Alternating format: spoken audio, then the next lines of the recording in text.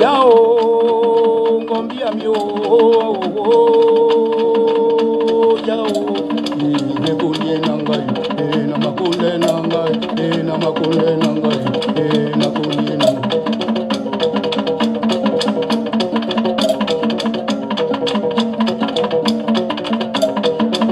kitami yabe o we kunye nanga botinja we bongi munu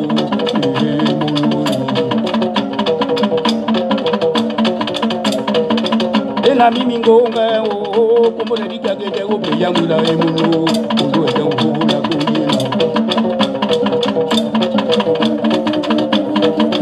na kunye nanga o kunye nanga o kunye nanga o kunye nanga o ye wa ndo na kunye nanga eni o wena gidio eni ga dindo la e kumene pendi muno konye nangai konye nangai konye nangai konye nangai o na makonye nangai eni mari konye nangai eni mari konye nangai eni mari konye nangai mudinga umema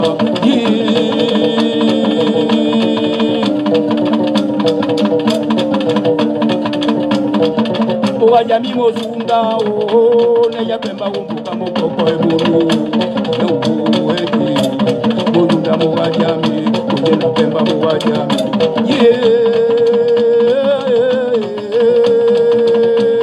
o kawo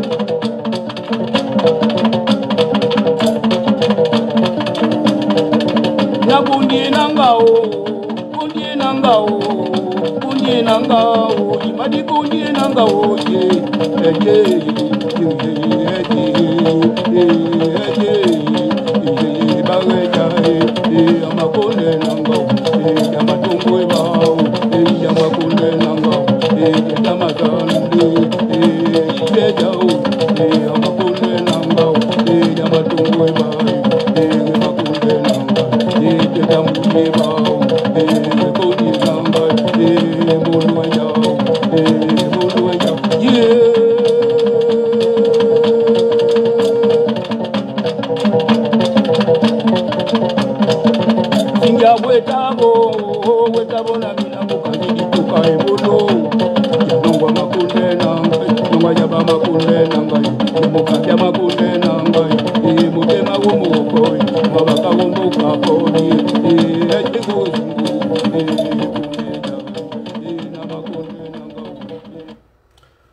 Bonjour, pas comme Moubeya, Moubélé, merci de me recevoir chez toi.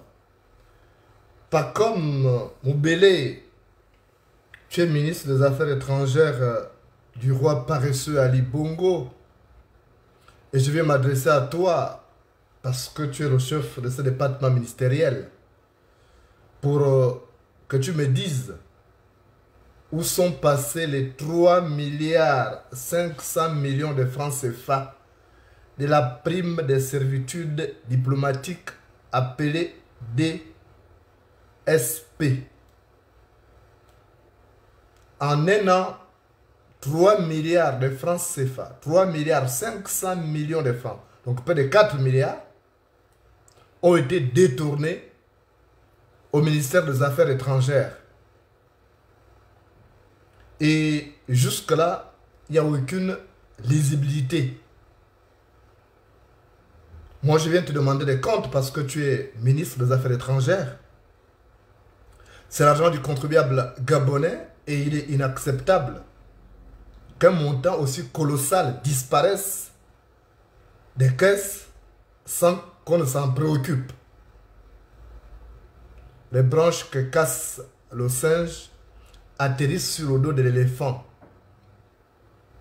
Pas comme Moubeya, où sont passés les 3 milliards 500 millions de francs CFA de la prime des servitudes diplomatiques.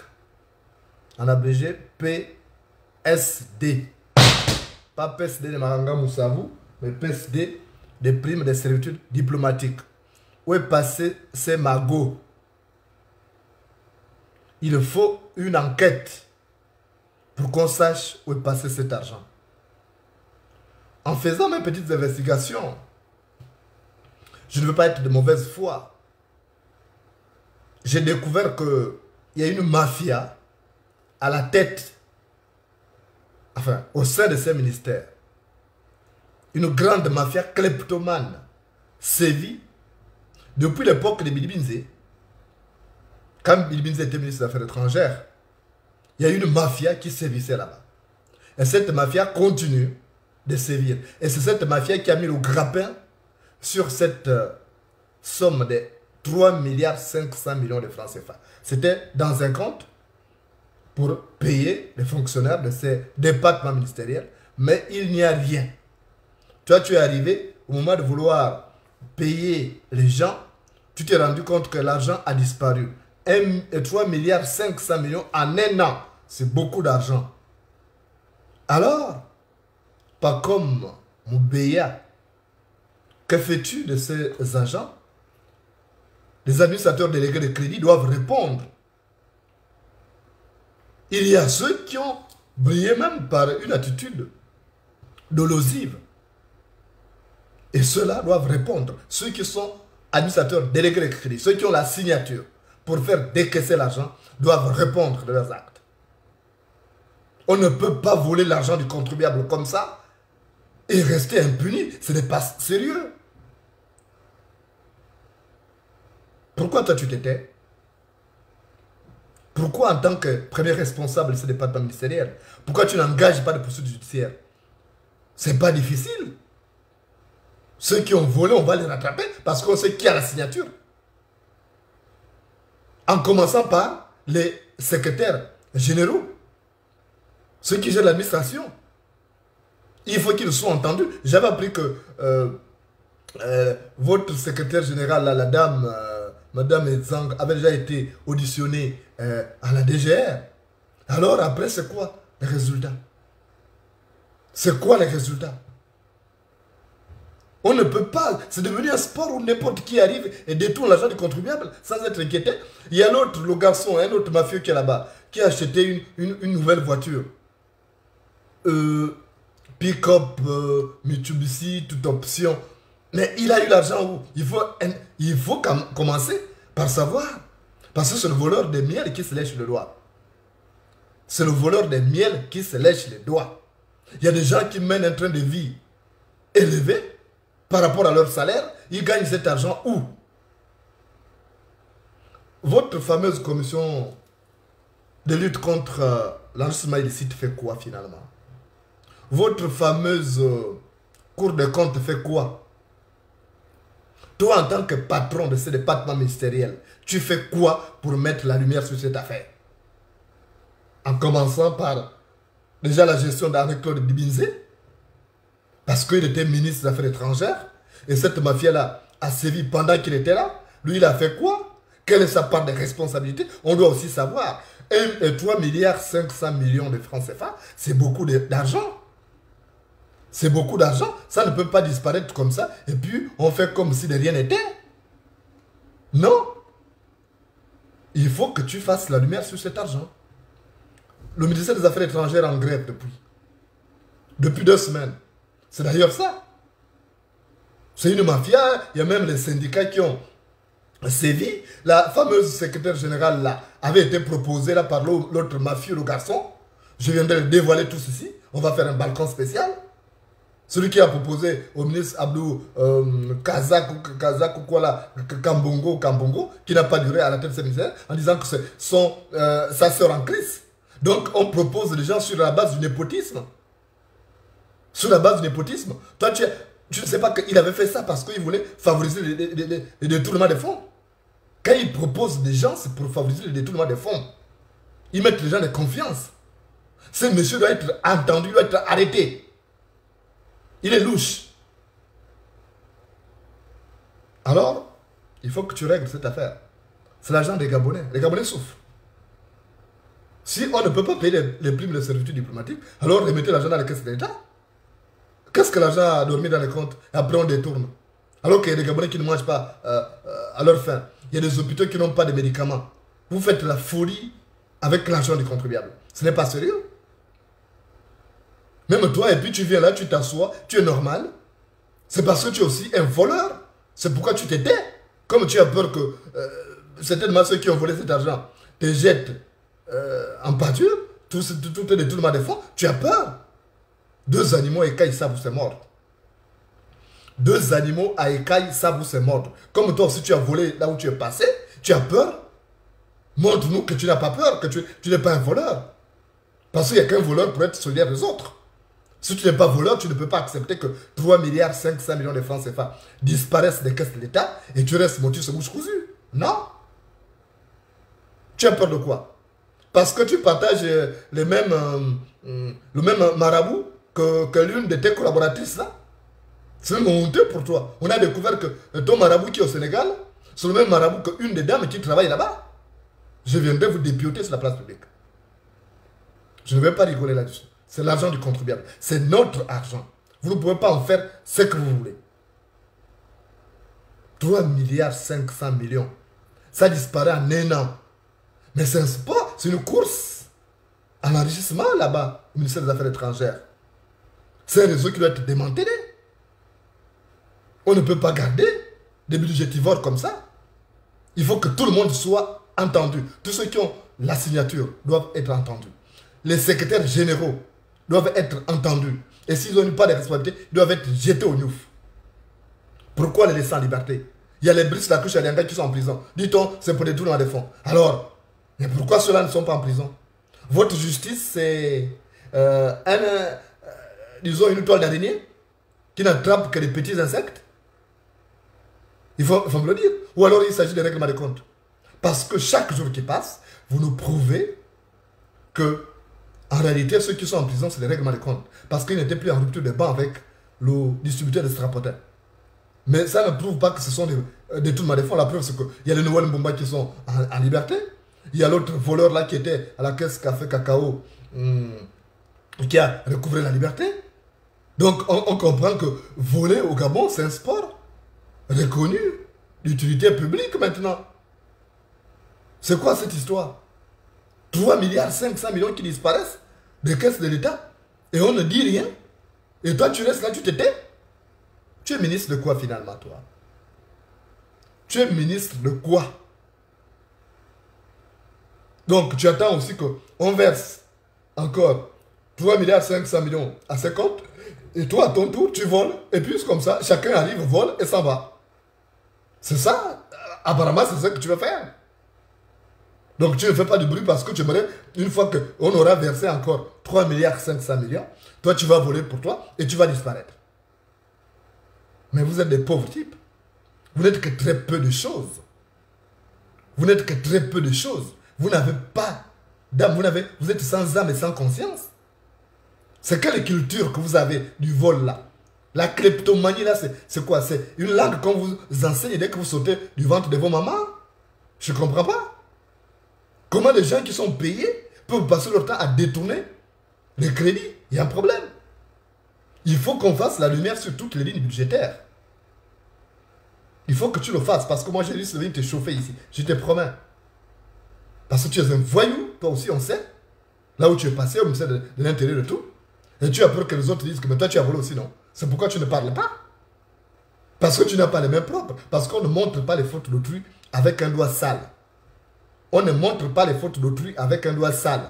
C'est parce que tu traînes de casseroles et tu as peur, justement, qu'on te balance tout ce que tu as fait. Mais si tu étais quelqu'un de sain, tu n'allais pas faire ça. Tu ne peux pas venir. Tu trouves qu'on a détourné 3 milliards 500 millions de francs CFA. Les primes, les servitudes diplomatiques, PSD. Et toi, tu t'étais. Il y a un problème. C'est que le vol fait partie de ta culture. C'est que dans ta famille, c'est normal. Tu n'as reçu aucune valeur dans ta famille. C'est que les valeurs qu'on t'a apprises, parmi ces valeurs, il y a le vol, il y a le détournement des fonds publics. Parce que si c'était anormal, tu te serais indigné. Tu aurais même saisi votre chef Ali Bongo pour dire que ça ne va pas dans mon ministère. Les gens ont détourné 3 milliards 500 millions. Et comme ça, on active la justice. Mais si tu ne dis rien, c'est parce que tu es un voleur aussi. Et comme tu as volé partout où tu es passé, tu ne dis rien. Mais tu es un pauvre type, tu n'es que très peu de choses. C'est quoi cette culture-là? Vous êtes en train de détruire le Gabon. Regardez comment vous avez détruit l'image des missions diplomatiques. Aujourd'hui, être diplomate, on devient la risée. Les diplomates sont en train de souffrir de vivoter à l'extérieur. Moi, je suis en contact avec certains. Je discute avec certains diplomates. Ils souffrent. Ils sont devenus des mendiants à l'extérieur. D'autres sont obligés de faire des business. Vous avez bradé la diplomatie gabonaise. Vous avez bradé la diplomatie gabonaise. Ce n'est plus rien aujourd'hui. Les gens vivotent. Les gens deviennent mendiants à l'extérieur. Les enfants de ces diplomates ne vont plus dans les écoles du peu comme par le passé. Ils ne reçoivent plus leurs primes. D'autres sont chassés de leur maison. Mais vous êtes normalement constitués, vous? Est-ce que vous êtes des personnes normalement constituées? Ou bien vous êtes une bande de psychopathes, de malades mentaux? Comment vous pouvez faire tomber la diplomatie gabonaise de Chadi Mansilla? Un pays qui était respecté. Aujourd'hui, on ne respecte plus les Gabonais à cause de vos idioties que vous faites. C'est pas normal, ça. Il y a l'argent qui est là, mais on détourne l'argent et les gens vivotent. C'est un petit groupe qui détourne l'argent et tous payent le lot tribut de cette kleptomanie qui est devenue le trait de caractère au niveau du ministère des Affaires étrangères. Et toi, tu te tais parce que tu attends qu'on verse l'argent, tu vas détourner ta partie et tu vas partir. Mais ça ne se passera pas comme ça. Ça ne se passera pas comme ça. Tous ceux qui ont détourné là, une fois que ce régime tombe, auront des comptes à rendre. Il n'y aura pas la caution de l'impunité dans un nouveau régime qui viendra. Et si vous pensez que ça ne viendra pas là, continuez de rêver. De toute façon, tout ce qui est debout se couchera. Tout ce qui est debout se couchera. Donc il faut nous retrouver vite. Retrouvons-nous les 3 milliards 500 millions de francs CFA qui ont disparu des caisses du trésor public. Il faut nous retrouver cet argent-là. Il faut vite nous retrouver cet argent. Je sais que tu veux faire aussi la frappe. La preuve, c'est que tes prédécesseurs ont fait comme toi. Ceux qui sont passés là ont volé aussi à leur tour. Ils ont disparu. Alors, ils ont enterré tous leurs crimes économiques. Donc, toi aussi, tu aimerais faire. Mais tu oublies une chose, c'est que ça ne réussit pas tout le monde. Ces jeux-là ne réussissent pas tout le monde. Parce que toi, à ton tour, tu peux ne pas avoir la chance de réussir ton coup. Et te trouver en prison. D'où l'importance de sévir maintenant. Il faut mettre un terme à cette mafia. C'est pas normal que le ministère des Affaires étrangères, qui représente tout un pays, l'image d'un pays, soit en grève comme ça pour le détournement des fonds régulés, qui devienne un sport là-bas. C'est pas sérieux. Ça signifie que vous êtes des malades, des psychopathes, ça ne va pas dans vos ciboulots. Vous ne voyez pas l'image du Gabon. Les diplomates, les missions diplomatiques qui sont là qui vous regardent. Donc ça là, l'image du Gabon ne compte pas. C'est seulement vos ventres là qui sont plus importants. Mais vous ne valez rien. Vous ne valez rien. Il faut retrouver les 3 milliards 500 millions qui ont disparu. Il faut activer la plainte. Si la DGR avait déjà entendu certaines personnes dans le cadre de ces dossiers, il faut réactiver pour que ces gens-là rendent l'argent. Il y a d'autres qui font même des placements d'argent là-bas. Il y a des gens qui jouent à la tête, à l'intérieur de ce ministère des Affaires étrangères. Il y a des gens qui font, comment on appelle ça, des prêts d'argent avec intérêt, alors que leur salaire ne leur permet pas. Ça doit t'interpeller. Tu n'es pas au courant de ça? Ça doit t'interpeller. Mais ces gens-là qui n'ont pas de salaire mirobolant, ils font des prêts d'argent, des sommes colossales. Comment cet argent sort d'où? Ça, si tu es sérieux, tu dois déjà mener une enquête interne. Tu ne vas pas seulement venir là te servir. Non. Je sais que, et si tu ne veux pas travailler, tu dégages. Tu fous le camp. Tu peux aller faire autre chose dans le Gololo. Tu peux aller faire l'agriculture dans le Gololo. Pour alimenter les marchés de la capitale. Si tu ne peux pas travailler, tu dégages. Mais tu es là, tu ne travailles pas, mais tu es content de rester là. On t'appelle monsieur le ministre. Moi, ça ne m'étonne pas. Le crapaud ne mange pas du riz, mais il se sent bien dans la lisière. Le crapaud ne mange pas du riz, mais il se sent bien dans la lisière. Donc, il faut régler ça. Je sais que tu ne veux pas prendre ça, c'est pour m'abrer le corps parce que toi aussi tu as volé ailleurs et tu aimerais qu'on verse encore l'argent dans les caisses de l'État. On verse encore 3 milliards 500 millions de primes de servitude diplomatique. Et comme ça, toi, à ton tour, tu manges. Mais sauf que tu ne sais pas que tout le monde n'a pas la même chance. Tu peux ne pas réussir ton coup. Tu peux ne pas réussir ton coup parce que tu peux être attrapé. Je sais que tu es envieux, tout le monde sait que tu es envieux. Tu aimes l'argent. On sait que tu as la kleptomanie et que tu aimes l'argent. Tu aimerais faire comme les autres. Là, tu es content. Les autres ont volé. Tu attends qu'on verse la même somme là-bas pour que toi, tu prennes ta part. Mais ça ne se passera pas comme ça. Si tu le fais, tu feras la prison. Je te promets. Si tu le fais, tu feras la prison. Parce que tout le monde n'a pas... Et même ceux qui ont volé là, qui pensent qu'ils n'ont pas encore été attrapés et qu'ils ne seront pas attrapés, mais ils se trompent. On finira par les rattraper. Donc ne fais pas cette erreur-là. Commence par rattraper ceux qui ont volé cet argent, les envoyer au NUF. C'est toi le ministre des Affaires étrangères, c'est toi le patron. Si tu es le patron, tu as le dernier mot. C'est toi qui active. C'est toi qui active la justice. Tu déposes une plainte. Si les autres n'ont pas prospéré, tu formules une autre plainte, tu déposes et les gens doivent être arrêtés et envoyés en prison. C'est comme ça. Tu ne dois pas te taire parce que tu attends faire aussi une frappe à ton niveau. C'est comme ça que vous fonctionnez là-bas. Comme vous n'avez plus d'autres avantages, tout ce qui vous reste, c'est de détourner l'argent du contribuable. Il faut arrêter ça. Et ça ne marchera pas. Donc si tu es envieux de ceux qui ont volé là, mais sache que tu es en route pour la prison. Parce que si tu fais la même chose, tu voleras. Et tu seras en prison. Je vais te raconter l'histoire.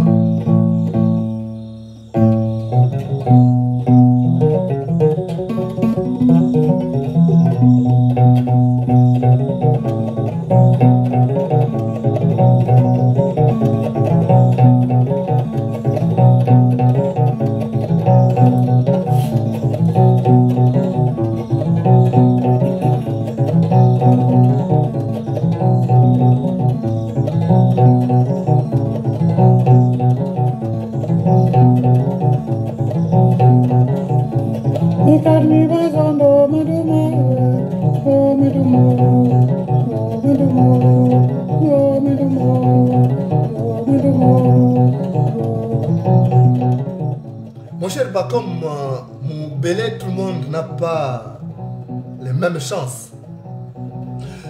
Dans un village, il y avait un homme. Cet homme avait vieilli avec sa femme. Leurs enfants étaient déjà partis. Ils avaient quitté la maison. Et cet homme ne restait qu'avec sa femme et leur chien. Cet homme s'appelait Mumbina. Mumbina était devenu donc vieux. Il n'avait plus assez de moyens.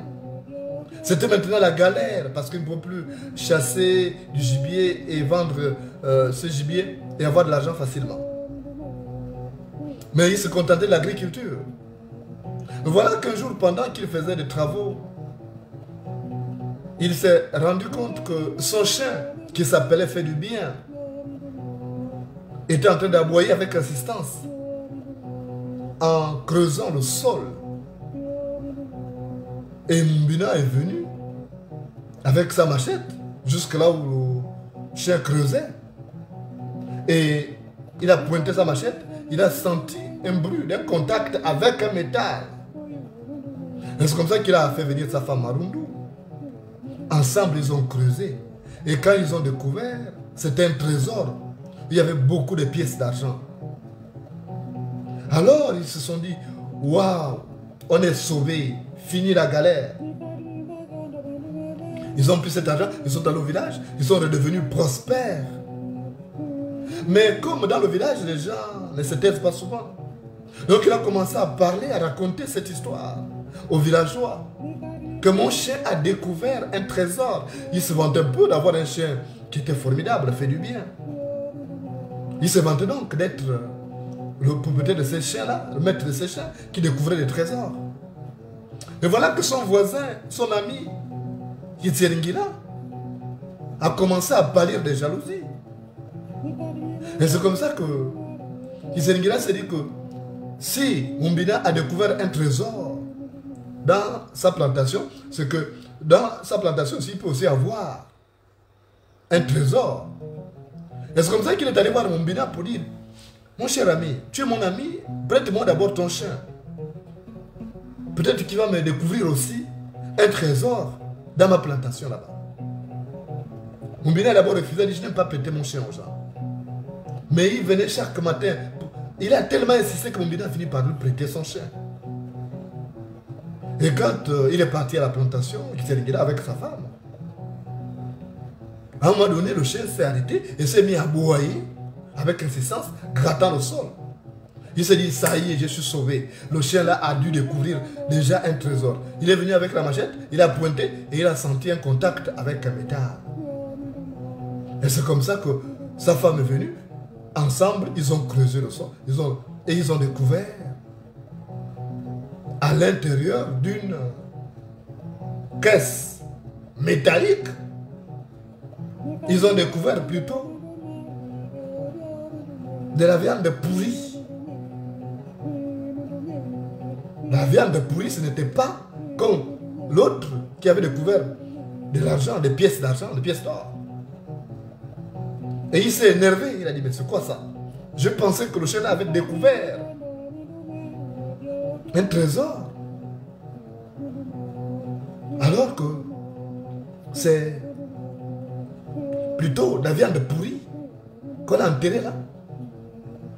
Et qu'est-ce qu'il a fait? Il a tapé. Il a pris la machette, il a coupé le chien de Mumbina. Et il est parti dire à Mumbina, écoute, moi je viens te voir, ton chien à peine arrivé sur la plantation, il est mort. Je ne sais pas ce qu'il a tué. Mumbina dit, mais comment ça? Il a dit, il faut que tu le prendre pour l'enterrer. Et Mumbina est allé, il a pris son chien. Il est allé l'enterrer au pied d'un fromager. Mais il était triste parce que c'est le chien qui l'aidait à faire tout. Les enfants étant partis de la maison, il n'y avait que ces chiens qui remplaçaient ses enfants. Et après, des jours sont passés, des mois sont passés, et Mumbina a fait un rêve. Dans le rêve, il a vu Fait du bien. Fait du bien qui était venu en rêve.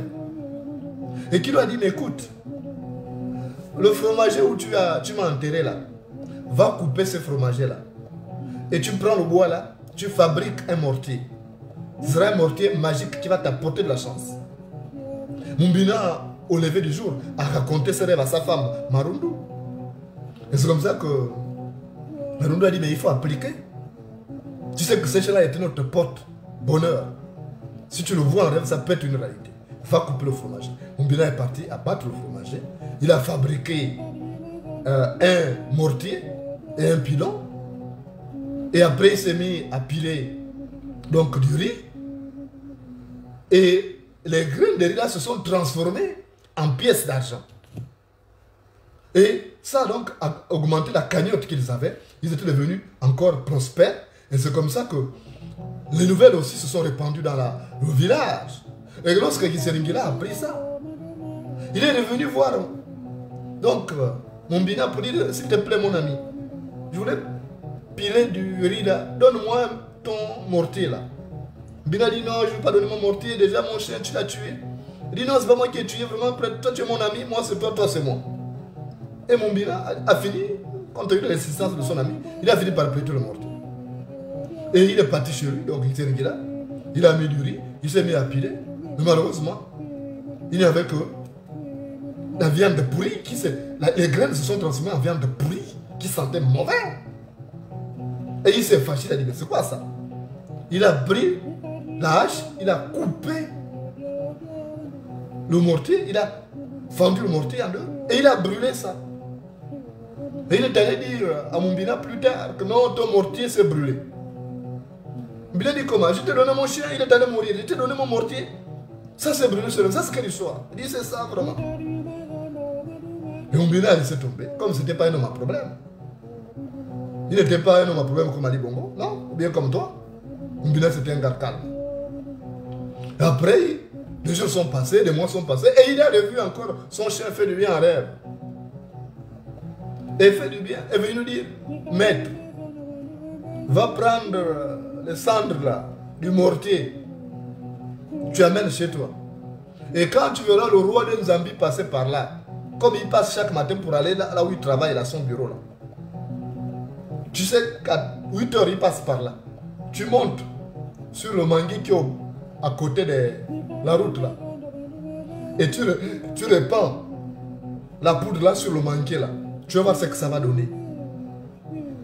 Mumbina est allé prendre la poudre avec les cendres qui étaient restées. Pour aller faire ça le matin très tôt, de 7h30, il est allé se positionner à côté du manguier. Et quand il a entendu le convoi du roi d'Enzambi qui passait, parce que la loi voulait que tout le monde s'allonge quand le roi passe. Tout le monde se met à plat ventre. Mais lui, il a dit non, je ne fais pas ça. Je monte. Donc, le convoi voit tout le monde allongé, mais sauf un qui était en train de monter à l'arbre. Et c'est comme ça que le roi d'Enzambi dit, mais quelle est cette effrontée-là? Je passe au lieu de s'allonger. Il joue le gaillard, il monte sur cette table-là pour lui montrer quoi? Il a dit à Zedekar, il faut vous arrêter, vous le benez, vous le bastonnez, vous l'amenez en prison. Et c'est comme ça qu'au moment où les gens ont dit, Mbina descend, Mbina a répandu la poudre. Et c'est comme ça que l'arbre, là, a changé de couleur, les fleurs, les feuilles, tout est devenu doré, c'était un concert. Et le roi d'Enzambi a dit, mais non, attends, finalement il avait raison de monter, mais c'est qui ce monsieur-là? Il dit, c'est Mbina, ah bon, il est là. Il a fait descendre Mbina. Et pour cette prouesse magique, il a été récompensé. Et lorsque son ami qui voulait faire comme lui, Kitserengila a appris ça, il s'est dit non, moi aussi je vais faire ça.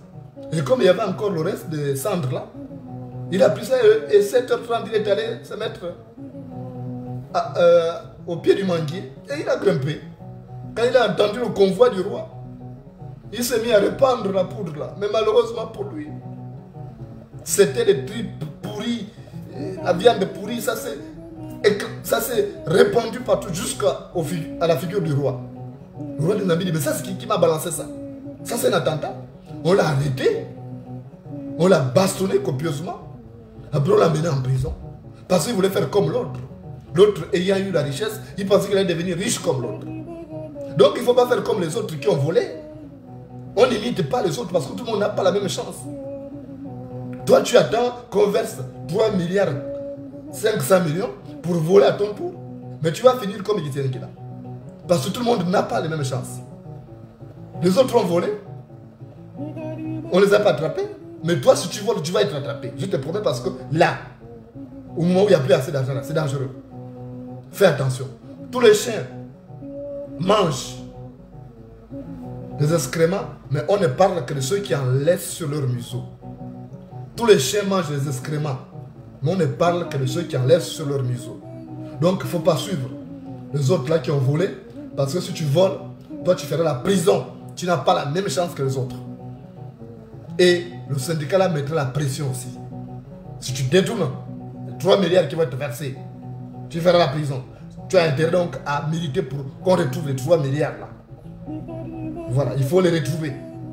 Et tu ne te retrouves pas, tant pis pour toi. C'est que toi aussi tu es un voleur. Et tôt ou tard, on finira par découvrir que toi aussi tu es un voleur. Parce que c'est avec le temps qu'on découvre la gale qui est à la fesse.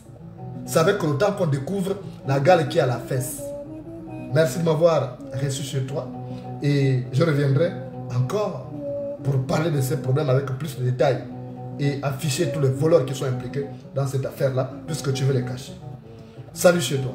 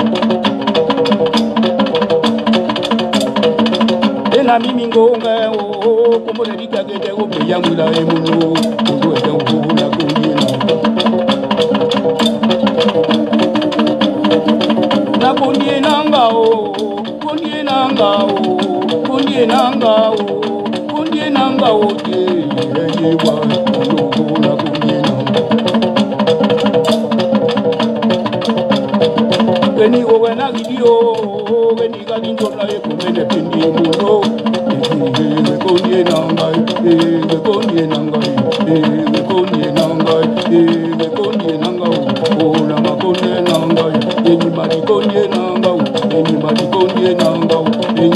kundie nanga muzinja umemba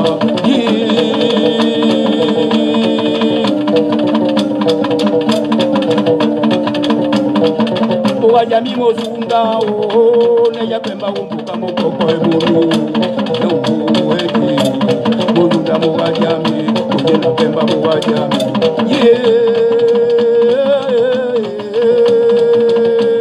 okao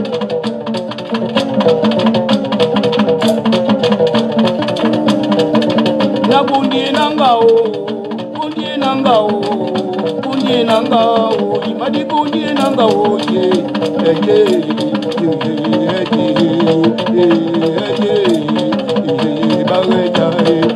amakonde nangao amatongo bao amakonde nangao amazande ijejao amakonde nangao amatongo bao amakonde nangao ijejamuje bao kodi nangao muluwajao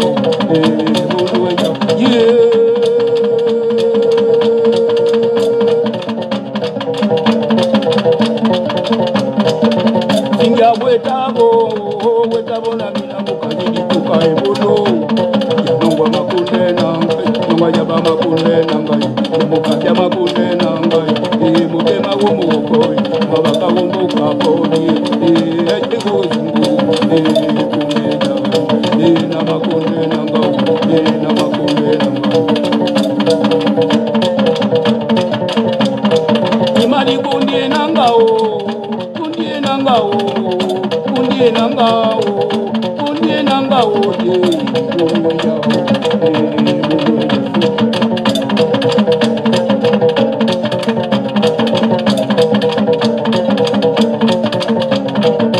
eni wo wena gidio weni gadido na ekupele penye mulu ya ukuna makunde